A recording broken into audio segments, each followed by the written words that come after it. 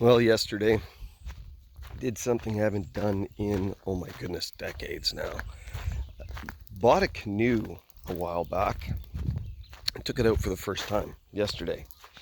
Decided that the best place to start is, well, I don't know, let's take it out into the ocean, to the Bay of Fundy. And so climbed over some rocks with the canoe, put the canoe in the water, and tried to get the dogs in. That was a bit of a chore. And so decided we'll start with Dozer. So I went out with Dozer, went out probably about 20 feet and turned around, and Charlie's going nuts. So, okay, so we turned around, got Charlie and Benita. Now I'm in the front, Benita's in the back. We got two dogs and we start going. Now there's waves in a canoe. Things start tossing a little bit, not that bad. But I looked down into the water and I saw something that terrified me. Now you're gonna think this is pretty stupid. You're like, that terrified you? Like, yeah, it did. Seaweed. Seaweed scares me like nothing else. Actually, literally like nothing else. I'm really not afraid of a whole lot of things. Heights bother me, but when it comes to things that I am actually afraid of, seaweed. Now, it goes back to when I was about 5 years old, almost drowned. Now, I wasn't listening to my dad. He said, Tim, don't go swimming with the other kids underneath the dock. You can't swim. And I figured all they're doing is sinking and coming down. I can do that. So I jumped down, then jumped back up.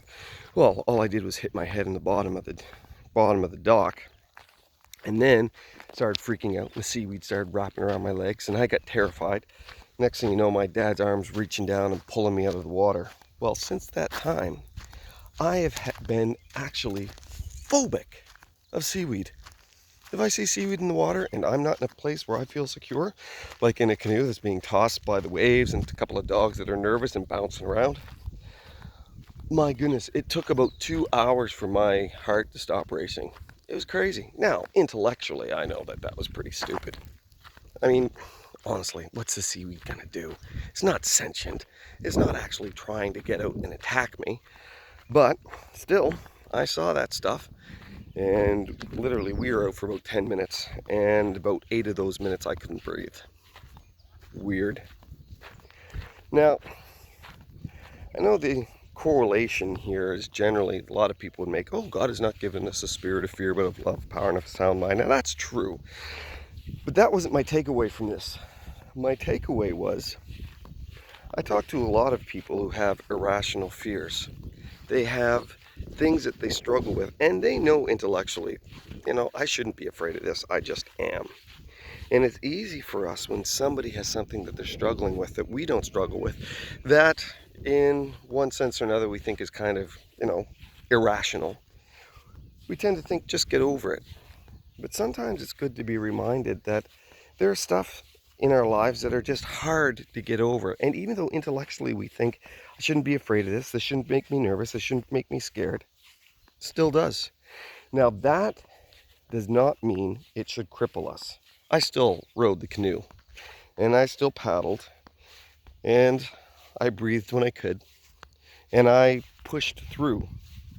Still didn't like it. Made it more difficult for me.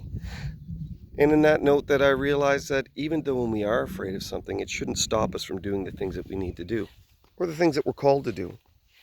But we also have to remember that just because something doesn't scare you, doesn't make you nervous, doesn't make you struggle, it might be hard for somebody else. And it's really good to be reminded sometimes that part of being a loving Christian is being supportive of those people that are struggling with things that you don't. So today, I know we're going to be meeting people and we're going to be dealing with things, and not just today, but every day we come in contact with people that just don't want to do things that you feel comfortable with. There's a part of it that's good to be an encouragement and to challenge people, but there's also, if somebody's struggling with something, just because you think they should be able to do it doesn't mean that stepping in and giving them a hand isn't a bad idea. So, hope that's been an encouragement to you. We'll talk to you soon. God bless you.